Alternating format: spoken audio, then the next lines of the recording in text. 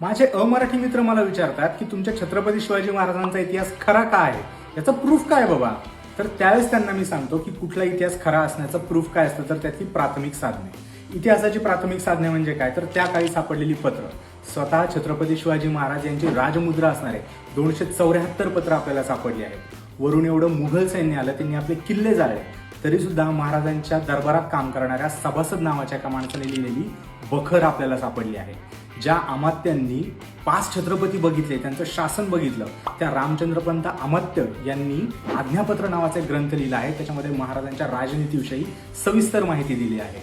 आणि एवढंच कमी होतं की काय, म्हणून इतिहासकार विका राजवाडे यांनी गावगाव फिरून महाराजांची पत्र शोधून काढली आणि यातून मराठ्यांच्या इतिहासाची साधने नावाचा एक मोठा ग्रंथ लिहिला.